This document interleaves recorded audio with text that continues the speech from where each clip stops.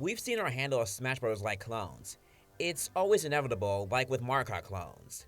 Nick Brawl was something that Nickelodeon intended to do. They made their first try with Nick All-Star Brawl. The beginning of that game was very lackluster, very messy at times, and it didn't even have proper voice acting until it was added many months later. Leaks began to spread about the Nick Brawl 2, and this isn't the first time that the Nick crossover games they've done have been leaked. Eventually, like always, the trailer was revealed, and it looked way better than the first game. The devs really put their heart and soul into revamping every fighter from the ground up, and that includes stages that are in the first game too.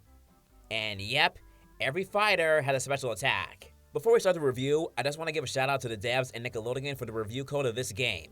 Huge honor. Going from Brawl to 2 was such a huge and great upgrade, and me and my cousins have a fun time with this game. I am a Jimmy, Ember, Danny, Plankton, and Korra main for life.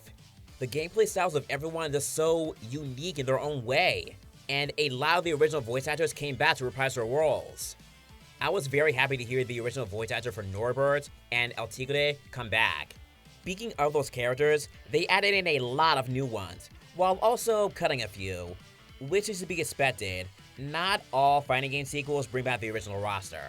It gave us many new faces, such as the other Turtle Brothers, Ember from Danny Phantom, Squidward, Jimmy, Gerald, Arnold's Grandma Gertie, Plankton, Angry Beavers, El Tigre, and then Azula.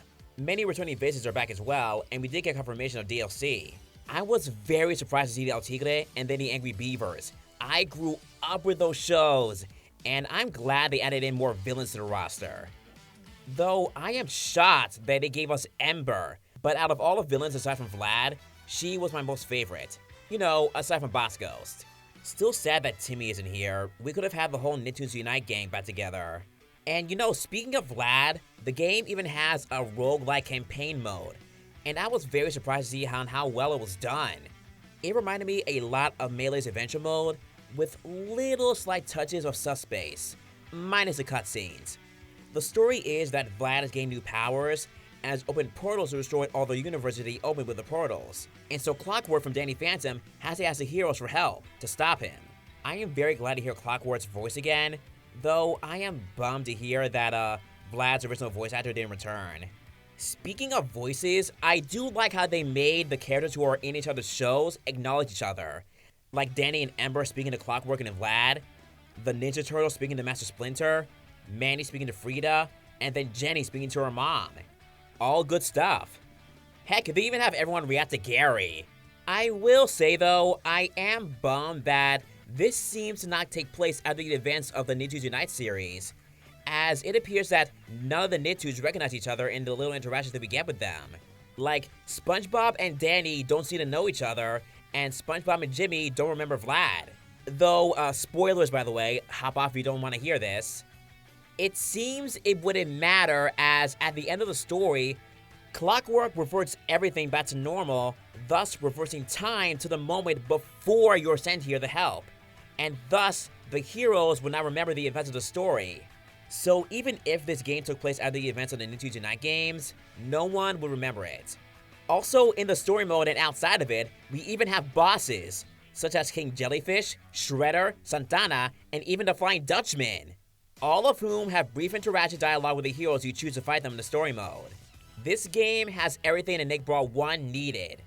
The only nitpicks I'll say are the loading times, cause I have the game for the Switch, and it had very, and I mean very long loading times. And even though it was patched up, it still takes a bit of time. And for some reason, there's this bug where the CPUs are just hanging on the ledge for an extended period of time. So like in Smash Brothers, if you hang over the edge, you can only hang there for a short time. In this bug, they can stay there for the entire match. And if they don't get off from there, the other CPUs just stand there and do nothing. Also, I wish there was more variety in the roster. There are a lot of shows I wish were represented here. And I know there's issues bringing in the Very Odd Parents, but still, I wish Timmy was here. And as much as I like having Squidward and Plankton here, I don't think we needed 4 SpongeBob raps. That's probably why we didn't get Sandy back, but then for the DLC, we are getting Mr. Krabs, and then we are getting 2 Avatar characters, being Uncle Iroh and Zuko, and then Rocksteady from TMNT. I don't mind Rocksteady, but I don't think we needed 2 Avatar characters, as we already have 3 in the roster, even though we all, love these characters. They did say that the DLC will only be for franchises represented in the game already. But then why not from series that only have like 1 or 2 reps in the game? Maybe I'm speaking too soon, cause it does seem like this is the first DLC pack, so the way this is worded here, it means that there may be more DLC packs in the future. So there may be more chances of other characters being, into the game that are from series that are, underrepresented. Ugh. I'm getting flashbacks to Smash DLC. Oh, those days were toxic.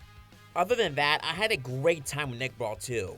And I just know that they're gonna do a 3rd title in the future, just like they did with their racing games. Thanks for watching.